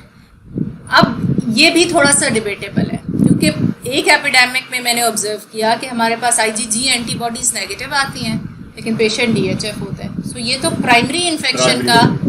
तो फिर अब जो नई स्टडीज हुई हैं उसमें पता चला है that there are chances of going into DHF in primary infection as well. Dengue 3 जो सीरोटाइप है उसके साथ प्राइमरी इन्फेक्शन में भी DHF डॉक्यूमेंटेड है, लेकिन फॉर थ्योरेटिकल पर्पसेस आप यही समझेंगे सेकेंडरी इन्फेक्शन के साथ DHF। ठीक है, अच्छा, अब तो जो लोग क्रिटिकल फेज के अंदर चले गए, सो वो तो DHF के पेशेंट्स हो गए, और DHF के पेशेंट्स के 48 घंटे बहुत इंपॉर्टेंट है। क्रिटिकल फेज की सिर्फ अच्छी बात, अकलौती अच्छी बात ये है कि ये सिर्फ 48 आवर्स के लिए रहता है। ठीक है, और वो 48 आवर्स के लिए क्यों रहता है, कोई मुझे ये बताए, ये गोल्डन क्वेश्चन है। Why only 48 hours? फीवर जब सेटल हो जाता है, कोर्स जब दोबारा सही हो जाते हैं, जैसे वहाँ से भी। हाँ, कैसे हो जाते हैं आपके जो इन्फ्लेमेटरी मार्कर्स हैं? Very good. जो आपके इन्फ्लेमेटरी मार्कर्स हैं उनकी हाफ लाइफ इतनी है, तो जब वो ख़त्म हो जाते हैं इस सिस्टम में से, तो फिर दोबारा से ठीक हो जाता है बॉडी का system. Body tries to compensate for all the losses that it has occurred. ठीक है, सो 48 आवर्स क्रिटिकल कहते हैं हम। Critical phase is for 48 hours. ये 48 आवर्स मरीज और डॉक्टर और नर्स यूं होने कि अब क्या हो रहा है, अब क्या हो रहा है। हाफ आर्ली मॉनिटरिंग पे होता है पेशेंट, कितना फ्लूइड देना है, कितना आउटपुट आ रहा है, फ्लूइड का रेट क्या रखना है, ब्लीड तो नहीं कर रहा है। ये 48 घंटे जो मरीज अच्छा निकाल लेता है ना, वो मरीज बच जाता है। और ये 48 घंटे कभी घर पे मैनेज नहीं हो सकते। इसलिए मैं हमेशा कहती हूँ कि जब आपको लीक का शुबा हो, अल्ट्रासाउंड करा लीजिए। अगर अल्ट्रासाउंड की फैसिलिटी नहीं है, हेमाटोक्रिट करा लीजिए। हेमाटोक्रिट बड़ा टर्शियरी के हॉस्पिटल की इमरजेंसी भेज दें ताकि मरीज दाखिल हो जाए, ताकि उसकी लाइफ सेव हो सके। सो अगर तो मरीज सिंपल डेंगू फीवर का था जिसमें क्रिटिकल फेज नहीं था, तो फेब्राइल फेज के बाद सीधा रिकवरी फेज में चला जाएगा, नो क्रिटिकल फेज। और रिकवरी फेज के अंदर मरीज बेहतर फील करेगा, फीवर सेटल हो जाएगा, सेल काउंट्स इंप्रूव होने शुरू हो जाएंगे, भूख लगना शुरू हो जाएगी, और एक टिपिकल रैश डेवलप होगा जो मैं अभी बताती हूँ। जो पेशेंट्स क्रिटिकल फेज में चले जाएंगे वो DHF लेवल हो जाएंगे। जो DHF में इतने ज़्यादा फ्लूइड लॉस से होंगे कि शॉक की कंडीशन में चले जाएं, वो DSS लेवल हो जाएंगे, डेंगू शॉक से। ठीक है, सो क्रिटिकल फेज अगर नहीं है तो रिकवरी फेज, और अगर क्रिटिकल फेज है तो भी 48 घंटे के बाद इंशाल्लाह रिकवरी फेज में मरीज चला जाता है। सवाल, ये जो रैश निकलता है रिकवरी में, ये क्रिटिकल फेज वाले को भी निकल आएगा? जी, सबको निकल आता है। अच्छा, सो अगर तो आपका पेशेंट, जो 2 तरह के रैश होते हैं मैं बता रही थी। एक रैश होता है जिसे हम पेटिकियल रैश कहते हैं। ये आपके टॉक्सिक फेज में, वायरीमिक फेज में, फेब्राइल फेज में आता है, इनिशियल फेज में। ये 2 तरह की प्रेजेंटेशन से हो सकता है। एक ये कि मरीज की स्किन फ्लश्ड लगती है, एरिथीमा सा है, और दूसरा स्मॉल बिल्कुल डॉट रेड बारीक बारीक निशान आपको स्पेशली फेयर कलर्ड लोगों में ज़्यादा नजर आते हैं, बाजुओं पे नजर आएंगे। इसके लिए एक हम टेस्ट भी कर लेते हैं जिसे हम हेस टेस्ट या टोर्निक्वेट टेस्ट कहते हैं, जिसमें हम मरीज का ब्लड प्रेशर का जो कफ है उसको 5 मिनट्स के लिए 100 सिस्टोलिक के ऊपर इन्फ्लेट करके रखें और फिर डिफ्लेट कर दें, और उसके बाद आप काउंट करें कि 10 से ज़्यादा एंटीरियर क्यूबिटल फॉसा में अगर उसको पिटिकी बन गए हैं, स्मॉल डॉट लाइक हेमरेजेस, तो ये कैपिलरी फ्रिजिडिटी को शो करता है। ठीक है, हाँ जी, 1 स्क्वायर इंच या 2.5 सेंटीमीटर स्क्वायर के अंदर। सो ये 10 से ज़्यादा हो जाए तो ये पॉजिटिव टेस्ट होता है, ये कैपिलरी फ्रिजिलिटी को शो करता है। ठीक है, सो इससे भी आपको रैश आमतौर पे एरिथमेटस होगा, नॉन इची होगा, और आपको पिटिकी की फॉर्म में जाहिर होगा। ये फेब्राइल फेज का रैश है। जब मरीज रिकवरी फेज के अंदर जाता है तो ये रैश डेवलप होता है, और ये टिपिकली रैश बहुत, अभी ये लाइट ऑन है इसलिए आपको क्लियर नजर नहीं आएगा, डर्मेटोलॉजी की बुक्स में इसकी बड़ी खूबसूरत पोएटिक सी डिस्क्रिप्शन है। वो कहते हैं कि this is a sea of redness with isles of white pearls. ठीक है, सो सुर्ख समंदर के अंदर मोतियों के सफेद जजीरे हैं। ठीक है, सो रेड एरिथ्रोसिस बैकग्राउंड के ऊपर आपको वाइट स्पॉट्स नजर आएंगे। जब आप मरीज को यूं हाथ करके करेंगे तो ये ब्लांच पूरा का पूरा आपको हाथ का निशान बन जाएगा। ऐसे ब्लांचेबल रैश होता है ये, और ये इची होता है। इची बहुत खारिश होती है हाथों पे, पाँव पे मरीज के। अभी आपके पास आने शुरू हो जाएंगे मरीज, डॉक्टर साहब पहले तो डेंगू हुआ था, अब दवाई से रिएक्शन हो गया। ये पाम्स और सोल्स पे ज्यादा होता है, लेकिन ये आपको बैक पे भी नजर आता है, लेग्स पे भी नजर आता है, ट्रंक पे भी, फेस पे भी, लेकिन इचिंग ज्यादा पाम्स एंड सोल्स पे आप मरीज आपको बताएंगे। अच्छा, सो पहले ये बात कहे थे फेब्राइल, क्रिटिकल और रिकवरी फेज की। डीएफ में मैंने आपको बता दिया 2 फेज हैं, फेब्राइल और रिकवरी। और जो आपका डीएचएफ है उसमें 3 फेज है, febrile, convalescent, critical and then recovery phase. जो फेब्राइल फेज है वो कॉमन है, जिसमें स्किन एरिथीमा है, फीवर है, बॉडी एक्स एंड पेन्स है, काउंट्स इसमें डिक्रीज होंगे, और इसके अंदर साथ आपको लिवर टेंडर मिल सकता है। ये जो है ये हेपेटो लिवर लविंग इसको वायरस कहते हैं। यूजुअली ट्रांसएमिनाइटिस करता है, माइल्ड से आपके एलएफटीज रेंज होते हैं। इस वाले सीजन में हमने देखा है, ये हमारी ऑब्जर्वेशन है, हम परसों भी डॉक्टर खालिद महमूद खान से मैं डिस्कस करी थी कि लिवर की इन्वॉल्वमेंट ज़रा ज़्यादा नज़र आ रही है। सो एंजाइम्स जो हमें पहले कभी 80, 70, हाई से 100, इस दफ़ा हंड्रेड्स में, 500, 800, थाउजेंड्स में भी एंजाइम हमें मिले हैं। सो हेपेटिक इन्वॉल्वमेंट इसके साथ कॉमन है। अभी कराची से मेरे पास बहुत सारे केसेस 4-5 इकट्ठे आए जिन्हें डेंगू एनसेफेलाइटिस हो गया। तो वो भी एक अनकॉमन प्रेजेंटेशन है डेंगू की। फिर वहाँ जिन्ना अस्पताल जो है उनका, उसमें भी, और ज़ियाउद्दीन में भी 3-4 केसेस आ गए डेंगू एनसेफेलाइटिस के। उन्होंने नेग्लेरिया का भी वर्कअप किया क्योंकि वहाँ पे वो भी होता है, तो काफ़ी वर्कअप करते हैं, लेकिन वो डेंगू एनसेफेलाइटिस निकला। तो ये भी दिमाग में आपने रखना है फीवर के साथ। ALT, AST, यूजुअली आपकी जो बीमारियां होती हैं उसमें आपका ALT बढ़ता होता है, इसमें AST बढ़ता है। बढ़ सकता है, लेकिन सबसे ज्यादा AST बढ़ता है। AST is more than ALT। उसकी 3 times more than ALT? नहीं, जरूरी नहीं है। अच्छा, usually AST is more than ALT in this. ये रैश मैंने आपको बता दिया है, साथ मरीज की भूख वापस आ जाएगी। ये शायद आपको थोड़ा सा बेहतर नजर आ रहा हो, रेड में वाइट स्पॉट्स हैं, और मरीज को आप बता सकते हैं कोई कैलामीन बी लोशन, कोई सूदिंग लोशन मरीज को दे दें, एंटी एलर्जिक भी दे सकते हैं अगर ज्यादा खारिश हो रही है। Okay, now that we know how to suspect dengue, what to do, CBC कराना है, how to confirm, initial phase में NS1, लेट फेज में IgM एंटीबॉडीज। ठीक है, अब हमने करना क्या है, ट्रीटमेंट क्या देना है। When we come to treatment फिर हम बेचारे हो जाते हैं क्योंकि we don't have any treatment for this except symptomatically treating the patient and monitoring the patient, preventing the shock, and if he goes into shock, managing the shock. This is all we can do at the moment. So आपने एक तो physical activity को restrict करना है। ये नहीं है कि मरीज उठ बैठ नहीं सकता, बाथरूम नहीं जा सकता, बेड रिडन हो जाना है, लेकिन जो भागने दौड़ने वाली एक्टिविटीज़ हैं, स्पोर्ट्स करते हैं जो लोग, उनको रिस्ट्रिक्ट करें। वो इसलिए क्योंकि जब काउंट डिक्रीज होते हैं तो कोई कॉन्टेक्ट स्पोर्ट से कोई चोट, कोई इंजरी, उसके साथ प्रॉब्लम हो सकती है। सो रिस्ट्रिक्ट फिजिकल एक्टिविटी करें। वैसे मरीज का हालात इतने ख़राब होते हैं दर्दों से कि उसका वैसे ही कुछ करने को दिल नहीं चाहता। Panadol, paracetamol, acetaminophen, this is the safest. NSAIDs किसी फॉर्म में भी नहीं देने, ना इंजेक्टेबल, ना ओरल, ना टॉपिकल, ना सपोजिटरीज जो बच्चों में देते हैं। NSAIDs are not safe in these patients. उसमें कुछ पेशेंट ऑलरेडी एस्पिरिन ले रहे होते हैं, उनको होल्ड करना है, होल्ड करना है। मैं अभी एक पेशेंट की बात करा के आया हूं, होल्ड करना है। अच्छा, और जो न्यूट्रिशनल सपोर्ट है, ये मुझे बहुत परहेज आपसे तो सबसे ज़्यादा मरीज पूछते हैं डॉक्टर साहब खाना की है। So you can eat anything which suits you, लेकिन बहुत मुरगन ग़िज़ाएँ ज़रा अवॉइड कर लें। बहुत हैवी फूड, निहारी सिरप आए, जो लोग कुलचे नान का ही नाश्ता करते हैं, उनको कहें कि ज़रा धीमा, अपना मिजाज थोड़े दिन के लिए ढीला कर लें, क्योंकि इसमें साथ गैस्ट्रिक अपसेट भी आ जाता है। हाँ, अच्छा, मैं ये बताने ये लगी थी, एक तो पैरासिटामोल, पैनाडोल के अलावा कुछ भी नहीं देना, ना ब्रूफेन, ना वॉल्ट्रॉन, ना फेल्डीन, ना डाइक्लोरैन, एनीथिंग, ना कैफ्लाम्स, कुछ भी नहीं, ना नहीं। पैनाडोल, कैल्पोल, पैरासिटामोल, न्यूब्रॉल, ये चीज़ें आपने देनी है। ठीक है, दूसरी बात ये है कि डाइट में सब कुछ देना है। पानी बहुत ज़्यादा नहीं देना। पानी जो हम कहते हैं ना, पानी ज़्यादा पिए, वो मरीज को लगता है ज़्यादा पानी पीने से ब्लड प्रेशर भी नीचे आ जाता है। ये लोगों के कॉन्सेप्ट्स हैं।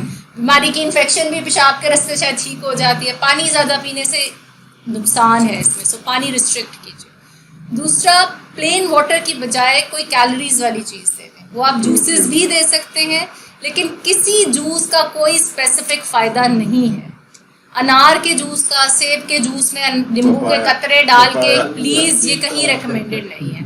Papaya leaf extract is not a cure for dengue, do not give. Papaya खाना है खा लें, सेब खाना है खा लें, अनार खाना है खा लें। दरख्त खा गए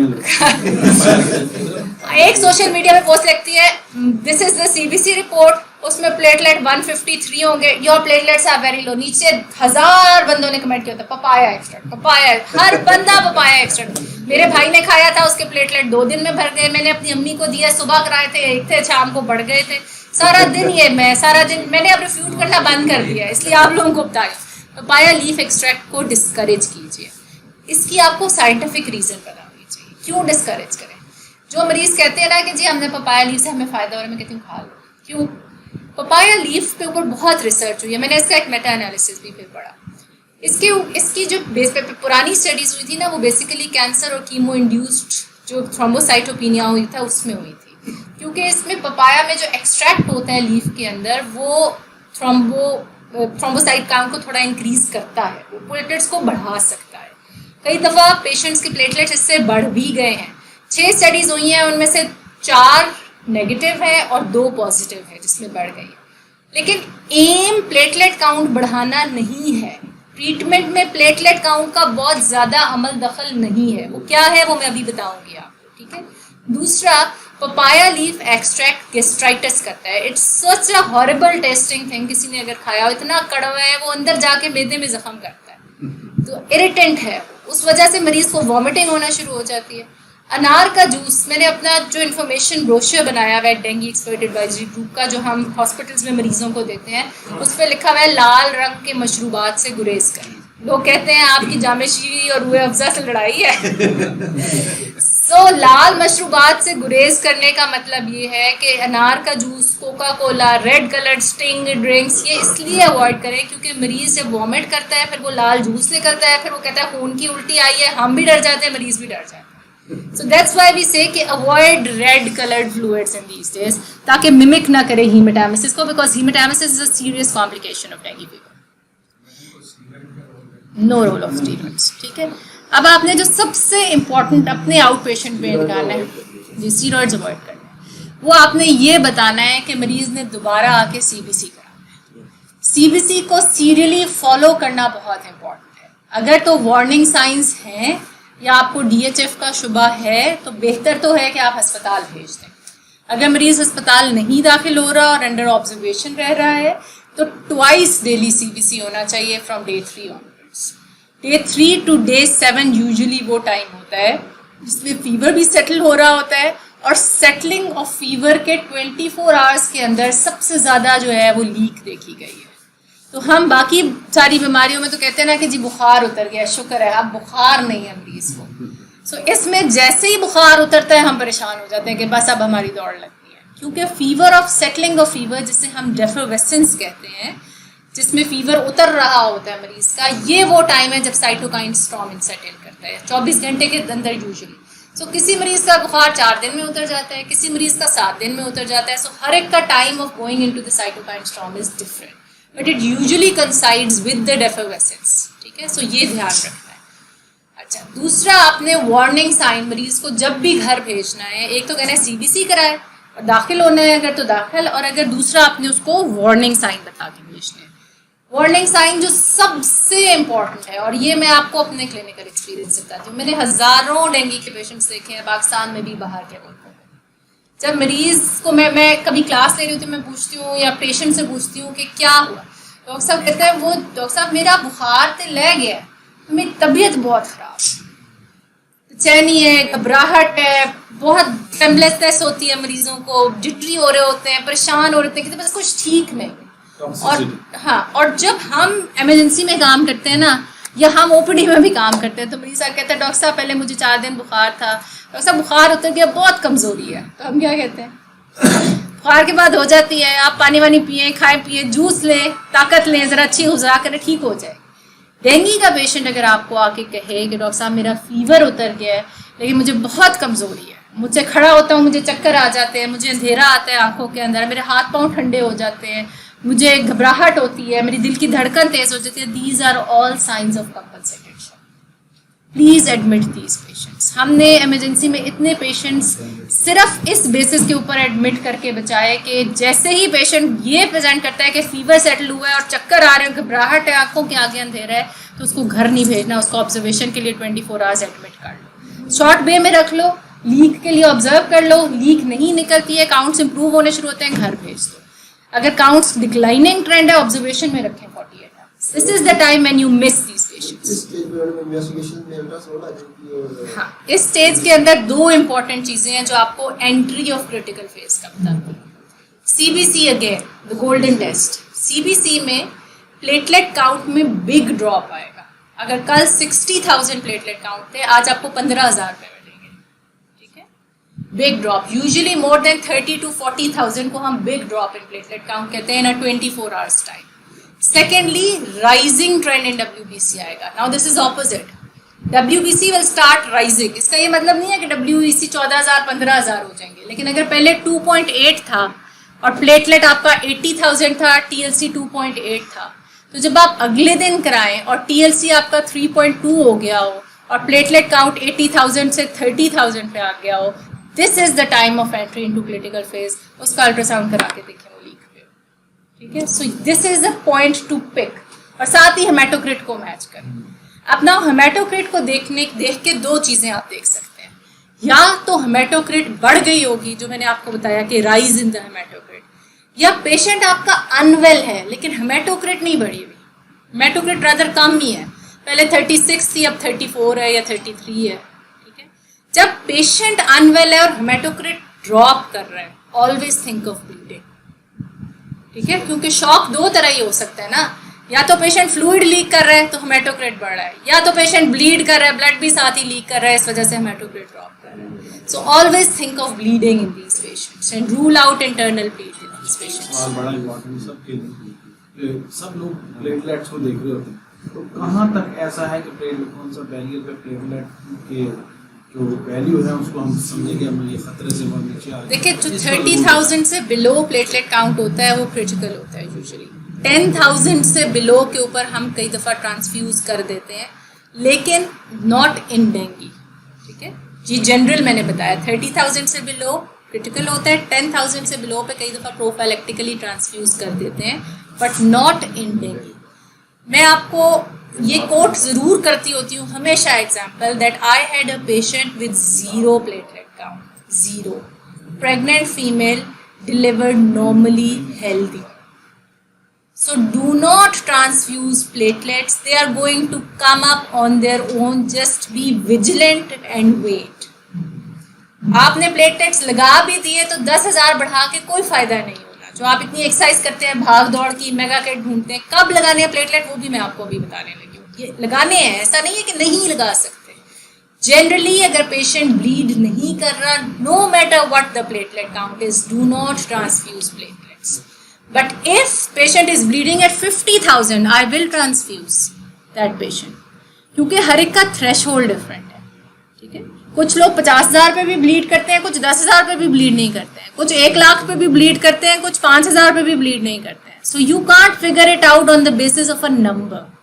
ठीक है, 2011 में बेशुमार प्लेटलेट्स लगाए गए। अच्छा, मैं अभी आपको बताने लगी हूँ कि प्लेटलेट कब लगाने होते हैं और कब ब्लड लगाने।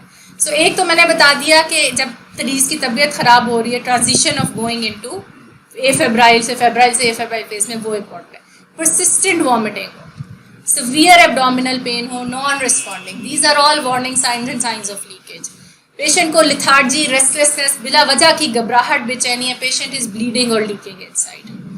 पेशेंट को कहीं से ब्लीड हो रहा है, नोज से, खाने के रास्ते हेमेटामेसिस हो रहा है। फीमेल्स में बहुत कॉमनली जो है वो पीवी ब्लीडिंग स्टार्ट हो जाती है, मेनोरेजिया, साइकिल्स हैवी होने शुरू हो जाते हैं। इन तमाम चीज़ों के अंदर आपको पेशेंट को हॉस्पिटल की HDU में एडमिट करना है। पेशेंट गिडी हो रहा है, खड़े होने से आंखों के आगे अंधेरा आता है, ब्लैकआउट होता है, पोस्टरल ड्रॉप आ रहा है पेशेंट का। ठीक है, आपने हमेशा उसको एडमिट करना है। हाथ पाँव ठंडे लग रहे हैं, पल्स फीबल लग रही है, यूरिन आउटपुट मरीज कह रहा है कि सुबह से पेशाब नहीं आ रहा डॉक्टर साहब, या कम आ रहा है, पानी पी रहा हूँ फिर भी नहीं आ रहा, these are all signs of shock. So natural course of DHF भी हमने कर लिया। शॉक की ये 3 वेराइटीज हैं। एक तो है जो कि बिल्कुल फ्रैंक शॉक है, ना पल्स आ रही है ना ब्लड प्रेशर रिकॉर्ड हो रहा है, जिसे हम प्रोफाउंड शॉक कहते हैं। दूसरा ये है कि पल्स आ रही है लेकिन फीबल है और पल्स प्रेशर लेस देन 20 है, इसे हम डीकम्पनसेटेड शॉक कहते हैं। और एक वो है जिसमें पल्स टैकी में है और पल्स प्रेशर 20 से 30 के बीच में है, इसे हम कंपनसेटेड शॉक कहते हैं। More than 30 is okay. इन तमाम पेशेंट्स को, वार्निंग साइन वाले पेशेंट्स को, patients with compensated or decompensated shock, you have to refer to a hospital emergency.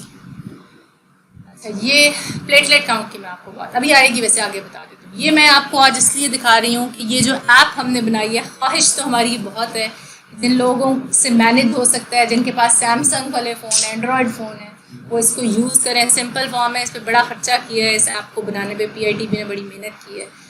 दूसरा, ये हमने फॉर्म्स GP की रिपोर्टिंग के भी बना दिए हैं। अगर ये आप अपने अपने क्लिनिक पे रख लें तो ये टिक बॉक्स है, ये आपने सिर्फ टिक करना है, इसकी तस्वीर खींच के, ठीक है। लेकिन ये फॉर्म भी फिल कर सकते हैं, अपने प्रिस्क्रिप्शन की तस्वीर खींच के भेज दें, बेहतर होता है, उससे पता चल जाता है मरीज का नाम पता। उसी के ऊपर मैं आपको, मैं जिस दिन से मेरे पास डेंगू आ रहा है, बहुत पेशेंट्स आते हैं, मैं हर patient CEO office health report करती हूँ, मैं अपने नुस्खे की तस्वीर के ऊपर ही उसका नाम और नंबर लिखती हूँ, पिक्चर खींचती हूँ, भेज देती हूँ। और हाँ, नाम तो लिखा ही होता है, फ़ोन नंबर और एड्रेस लिख के भेज देती हूँ। फॉर्म को अगर आप फिल कर सकते हैं तो ये ज़्यादा मेथोडिकल है, इसको कर लें। ऐप को कर सकते हैं, ऐप कर दें। तस्वीर खींच के भेजनी है, तस्वीर भेज दें। व्हाट्सएप कर दें, नाम नंबर लिख के भेजना है, टाइप करके भेज दें।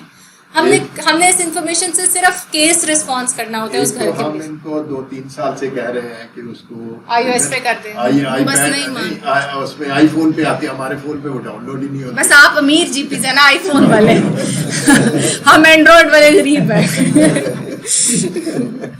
अच्छा, पेशेंट्स किनको एडमिट करना है, वार्निंग साइंस हर सूरत एडमिट करना है। प्लेटलेट काउंट लेस देन 100,000 वाले को हम एडमिट करते हैं, इसे हम प्रोबेबल केस कहते हैं। वो पेशेंट्स जिन्हें कोई कोमॉर्बिडिटी हो, पेशेंट्स लॉन्ग, जैसे अभी बताया कि पेशेंट इस्कीमिक हार्ट डिजीज़ के लिए बहुत देर से एंटी प्लेटलेट्स पे है, उसको ब्लीडिंग के चांसेस बढ़ जाते हैं, उसको वैसे भी डिजीज़ कॉम्प्लिकेट होने के चांसेस है। रीनल फेलियर के पेशेंट्स, हार्ट डिजीज़ के पेशेंट्स, ऑटोइम्यून डिजीज़ के पेशेंट जो स्टीरॉइड्स पे या इम्यूनोसप्रेसेंट्स पे हैं, उन सबको आप एडमिट करने का मशवरा दिया करें। ओबीज पेशेंट्स में पुअर प्रोग्नोसिस होता है, मोटापे के साथ इस डिजीज़ का पुअर प्रोग्नोसिस है। एक्सट्रीम्स ऑफ एजेस में पुअर प्रोग्नोसिस है, छोटे बच्चों में और बड़ों में मोर्टेलिटी रेट हाई है। Pregnancy, no matter what is the stage of the pregnancy and what is the phase of the illness, तमाम pregnant females with dengue should be hospitalise. अभी एक डेथ हुई है डेंगू के साथ, 31 ईयर्स ओल्ड हेल्दी फीमेल की, अभी last week के अंदर हुई है। सो प्लीज़ प्रेगनेंसी के साथ ज़रूर पेशेंट्स को जो है हॉस्पिटलाइज कर दें। ये अब सिंप्लीफाई मैंने करने की कोशिश की है। सबसे पहला सवाल है कि डेंगू है या नहीं, ठीक है, वो आप क्लिनिकली देखेंगे। क्लिनिकली क्राइटेरिया आपके पास है, फीवर के साथ 2 कोई अलामात है, वो सबको निकल आ गया आजकल के मौसम में। फिर आप देखेंगे कि अगर ये सस्पेक्ट हो गया तो मैं देखूँ प्रोबेबल है कि नहीं, ल्यूकोपीनिया और थ्रोम्बोसाइटोपिनिया, उसके लिए आपने फुल ब्लड काउंट CBC करा के देख लेना है।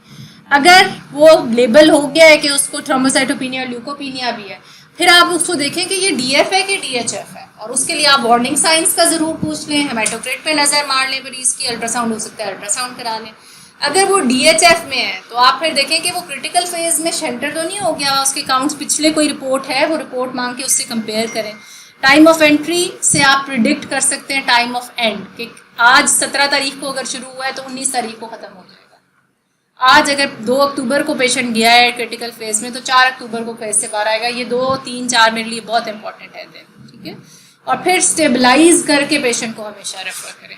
बहुत सारे पेशेंट्स जो है वो ऑन देयर वे शॉक में चले जाते हैं, तो जब भी आप पेशेंट को अपने क्लिनिक में देखें, फीबल पास लग रही हो, थोड़ा सा बोलस सेलाइन का स्लो ड्रिप लगा के थोड़ी सी उसको भेज दिया करें, स्टेबलाइज करके थोड़ा भेजा करें। जी मैं बताने लगी हूँ, सारा बता रही हूँ। So once the patient is detected to be in the critical phase, a strict fluid regime is needed, ठीक है। इसीलिए हॉस्पिटल में दाखिल करने का कहते हैं कि कैलकुलेटेड फ्लूइड देना होता है, और फ्लूइड इस तरह देना है कि ओवरलोड में भी पेशेंट ना जाए और शॉक में भी पेशेंट ना जाए। So it's a very careful balance. of smoothest and unevent recovery of the patient, in which you have to manage this patient so efficiently that neither he lands into a state of shock nor into a fluid overload. And this is only possible by meticulous monitoring of the patient. And the monitoring is clinical, lab parameters and urine output. And hematocrit जो bedside पे भी हम कर लेते हैं और फिर उसको fluid उसके मुताबिक देने हैं. So इसके साथ हॉस्पिटल में ही पेशेंट मैनेज हो सकता है. ये पेशेंट घर में या आउट पेशेंट में मैनेज नहीं हो सकता. फ्लूइड कितना देना है ये मैं आपको नहीं पढ़ा रही हूँ क्योंकि ये आपकी डोमेन से बाहर की है. फ्लूइड देना कौन सा है? Normal saline. आप लोगों ने सिर्फ नॉर्मल सेलाइन देना है, ना रिंगर देना है, ना 5% देना है, ना डेक्स्ट्रोज देना है, सिर्फ नॉर्मल सेलाइन देना है. जो शॉक के पेशेंट्स हैं उन्हें हम डेक्स्ट्रॉन 40 देते हैं, वो हॉस्पिटल इन सेटिंग में देते हैं, वो आउट पेशेंट सेटिंग में नहीं दे सकते हैं. ठीक है. ये फ्लूइड एल्गोरिदम चार्ट्स हैं जो हम अपने आईसीयूज में इमरजेंसीज में लगाते हैं अपने डॉक्टर्स की गाइडेंस के लिए. और अगर पेशेंट, ये भी आपके रिफ्रैक्टरी शॉक भी आप लोग आउट पेशेंट में ट्रीट नहीं करेंगे, ब्लीडिंग कब सस्पेक्ट करनी है.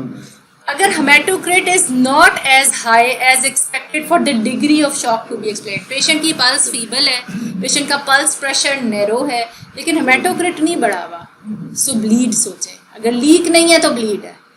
मैं सिंपल फॉर्मूला ये बताती हूँ. पेशेंट अनवेल है, हेमाटोक्रिट देखें. हेमाटोक्रिट बढ़ा हुआ है, लीक है. हेमाटोक्रिट कम है, ब्लीड है. पेशेंट आपको बताता है कि मेरे साथ कोई इशू है. अगर ड्रॉप इन हेमाटोक्रिट हो विदाउट क्लिनिकल इम्प्रूवमेंट, अब हेमाटोक्रिट इम्प्रूव कैसे करेगा? अगर पेशेंट कंसनट्रेटेड है ब्लड तो आप फ्लूइड देते हैं. जब आप फ्लूइड देते हैं तो हेमाटोक्रिट ऑब्वियसली नीचे आता है, which is a good sign कि जो फ्लूइड है वो रिप्लेस करने से सर्कुलेटरी वॉल्यूम इम्प्रूव हो गया. लेकिन अगर हेमाटोक्रिट बहुत नीचे आ जाए, आपने एक फ्लूइड दिया 45 के ऊपर और हेमाटोक्रिट 42 या 43 पे जाने की बजाय 30 पे चला गया, तो इसका मतलब है कि बहुत ज़्यादा नीचे आ गया, ब्लीड भी कर रहा है साथ. Leak and bleed together. ठीक है. So severe metabolic acidosis, organ dysfunction, ये तमाम ब्लीडिंग को प्रोन करते हैं. सो अगर एबीजीज पे एसिडोसिस आ रहा है या किडनी फेलियर साथ आ रहा है पेशेंट को, या एलएफटीज बहुत डिरेंज है, तो they make you more prone to go into a bleeding phase. और खून का बदला खून होता है. ये तो मैंने पक्की लाइन में, खून का बदला प्लेटलेट काउंट नहीं होता, प्लेटलेट नहीं लगाने. So if patient is bleeding, give blood to the patient. Fresh blood is preferred. अगर फ्लूइड बहुत ज़्यादा ऑलरेडी दिया हुआ है, या पेशेंट ओवरलोड में है, या कार्डिक पेशेंट है, या रीनल फेलियर का ऑलरेडी पेशेंट है, पैप्सेल दे दें. प्लेटलेट कब दें? इंडिकेटेड है यहाँ ब्लड है जहाँ इंडिकेटेड है. ब्लड देने से उसकी रिकवरी जो है प्लेटलेट्स की वो डिले हो जाएगी. ये बताने लगे. प्लेटलेट क्यों नहीं देने? When platelets are low, they may be given, but in a very very exceptional circumstances. Because क्यों नहीं देते हैं? मेरी क्या प्लेटलेट से लड़ाई है? मुझे लोग पूछते तुम्हारी प्लेटलेट से क्या लड़ाई है? तुम प्लेटलेट के और पपीते के इतने खिलाफ बोलती हो. प्लेटलेट से ये लड़ाई है कि हमने बड़ा कैलकुलेटेड फ्लूइड देना है इसके अंदर. 4 से 4.5 लीटर फ्लूइड होता है जो हम 48 घंटे में देते हैं. अगर इससे ज़्यादा फ्लूइड दें तो पेशेंट और लीक वर्सन होती रहती है. जो फ्लूइड है वो भी ऐड होता रहता है थर्ड स्पेस में, और जब वो सारा फ्लूइड रीअब्जॉर्ब होता है पेशेंट एकदम रेस्ट में चला जाता है. ठीक है. सो प्लेटलेट्स के साथ भी आप फ्लूइड ओवरलोड को बढ़ा रहे होते हैं. प्रोफाइलैक्सिस प्लेटलेट ट्रांसफ्यूजन की कोई इंडिकेशन नहीं है कि जी 10,000 थे प्लेटलेट काउंट तो प्लेटलेट लगा देते हैं 20,000 हो जाएंगे, क्या फ़र्क पड़ेगा. ठीक है. और इनिशियल फेज में जो प्लेटलेट का ड्रॉप हो रहा होता है, जो आपके इनिशियल फेज में डिजीज के, वो प्लेटलेट्स बोन मैरो में नहीं बन रहे हैं. बोन मैरो पे वायरस डायरेक्टली एक्ट करता है और वाइट सेल काउंट भी डिक्रीज हो जाते हैं, प्लेटलेट भी डिक्रीज हो जाते हैं. लेकिन जब 4th-5th डे पे रिकवरी में पेशेंट जाता है, जब वायरस क्लियर आउट हो जाता है, तो बोन मैरो अपना फंक्शन रिकवर कर चुकी होती है.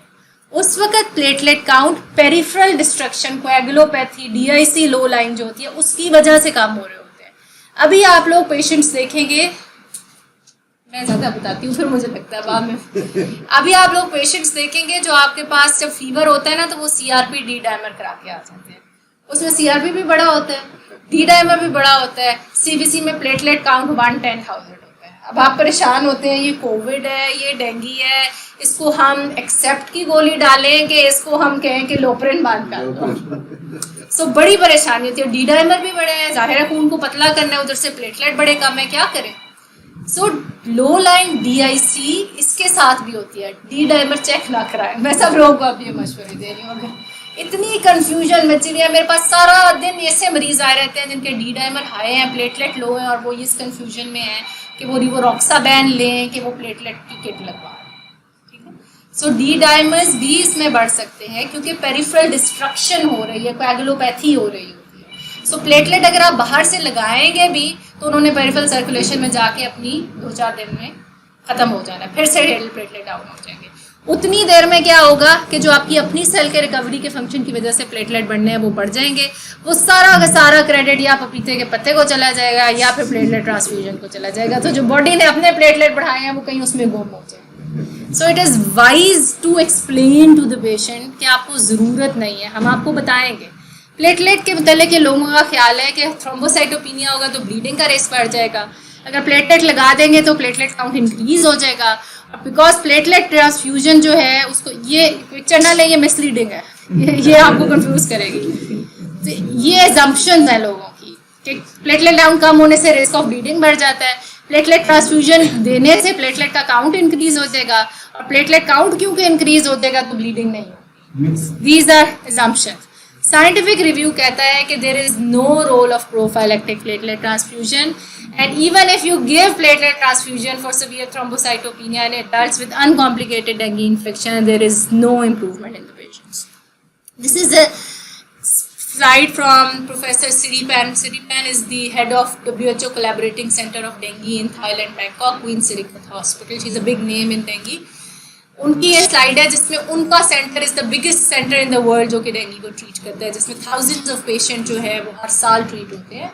इसमें उन्होंने आप देखें 100% पेशेंट को वो नॉर्मल सलाइन लगाते हैं जो एडमिटेड होते हैं, 20% पेशेंट्स को उनको डेक्स्ट्रॉन लगाने की ज़रूरत पड़ती है, और 10 to 15% को ब्लड लगाने की ज़रूरत पड़ती है, और 0.4% को प्लेटलेट लगाने की ज़रूरत पड़ती है। प्लेटलेट कब लगाने हैं, ये गोल्डन क्वेश्चन है। प्लेटलेट लगाने हैं कोई इमरजेंसी सर्जरी करनी पड़ रही है, पेशेंट को सी सेक्शन करना पड़ रहा है, पेशेंट लेबर में है, ब्लीड कर रहा है, प्लेटलेट काउंट लेस देन 30,000 है, आप 1 मेगा यूनिट लगा देते हैं।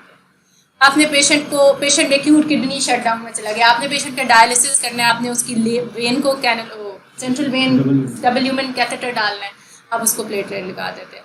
पेशेंट को इतनी मैसिव प्लूरल इफ्यूजन हो गई है कि आपको प्लूरल इफ्यूजन ड्रेन करनी पड़ी है, आपने प्रेक करना है, पैरासिंथेसिस करना है पेशेंट का, उस वक्त आप प्लेटलेट लगा देते हैं ताकि लोकली ब्लीड ना कर जाए पेशेंट, वरना नो इंडिकेशन ऑफ प्लेटलेट। मैं एक वर्कशॉप कराती हूँ, ज़्यादा कंसल्टेंट्स को सीनियर लेवल के कराती हूँ, जिसमें डिफरेंट डेंगी डिजीज सिनेरियोज कराती हूँ। उसमें एक पेशेंट है मेरे पास जिसको हमने प्लूरल टैप किया और उसको पहले प्लेटलेट काउंट भी दिया। तो वो जहाँ ज़रूरत है हम लगाते हैं, बट बेजा प्लेटलेट नहीं लगाने, प्रोफाइलेक्टिकली प्लेटलेट नहीं लगाने। ठीक है, अच्छा, ये मैं मिथ्स ज़रूर डिस्कस करती होती हूँ क्योंकि ये बड़ी कॉमन है। एक, dinghy is a contagious disease कि जी डॉक्टर साहब मैनू होया सी, मेरी बेगम नू भी हो गया, फिर घर होर भी हो गया। So dengue is not contagious, it is a vector borne disease. Vector borne disease and the vector is living in the same environment which you are living, वो भी आपके घर का फर्द बना हुआ है। तो जब तक उस घर के फर्द को आप उठा के बाहर नहीं फेंकेंगे, डिजीज़ आपके मामे चाचे ताए घर में रहने वाले सब लोगों को हो जाएगी। ठीक है, दूसरा, secondary infection in dengue is always fatal. मैं इसकी एग्जांपल हमेशा देती हूँ कि जो मेरा रजिस्ट्रार है माशाल्लाह ऑक्सफोर्ड में कंसल्टेंट है, हमारा रजिस्ट्रार होता था, उसको डेंगी हो गया। तो मैंने कहा कि अगले दिन आया, कहता मैडम आप मुझे बताएं आपका क्लिनिक किधर है। मैंने कहा क्या करना, ठीक हो क्या आ गया, कि पहले फ़ोन पे हमसे ट्रीटमेंट लेता रहा, सिंपल डेंगी फीवर था, ये 2012-13 की बात है। कहता है मुझे दूसरी दफ़ा हुआ, मैं तो DHF में जाऊंगा, मैंने तो आपके अंदर ही एडमिट होना है, आप मुझे अभी से मेरा बेड बुक कर लें क्योंकि मैं कहीं रिस्क नहीं ले सकता, ये तो सादा डेंगी में बंदे की जान निकल जाती है, तो DHF अगली दफ़ा तो DHF होना है और इसने तो जाना नहीं है, तो मेरा तो बेड अभी से बुक कर लिया। तो लोगों के जहन में ये खौफ है कि जब दूसरी बार डेंगी होगा तो बस फिर करें। मैंने अभी आपको बताया है कि in majority of the patients in secondary infection there is neutralising antibody, वो डेंगी होगा, ठीक हो जाएगा।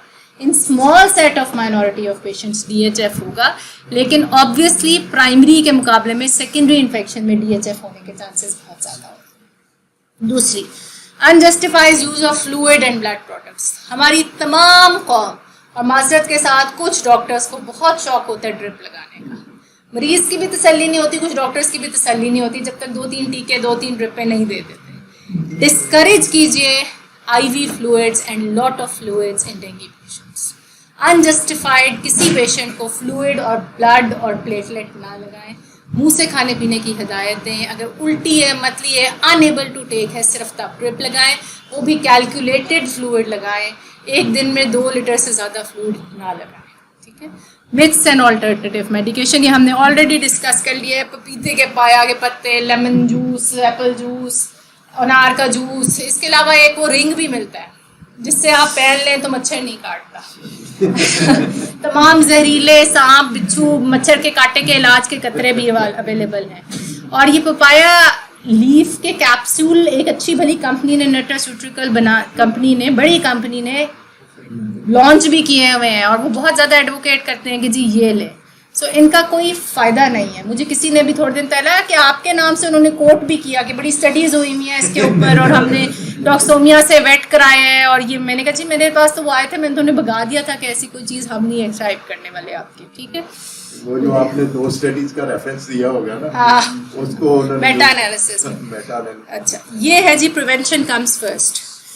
ये सबसे इम्पॉर्टेंट आज का मैसेज है। आप लोग ओपिनियन लीडर्स होते हैं, आपके पास डॉक्टर समझ के सिर्फ वो लोग नहीं आते हैं। पेशेंट्स आपको अपने घर का सबसे बड़ा चौधरी समझते हैं। वो अपनी शादी के मसले भी आपसे डिस्कस करते हैं, वो अपने घर की लड़ाइयाँ भी आप लोगों से डिस्कस करते हैं, वो अपने बच्चों की रिश्ते और करियर और आगे प्रोफेशनल चीज़ें भी आपसे डिस्कस करते हैं। उनको अच्छे मैसेजेस दिया करें।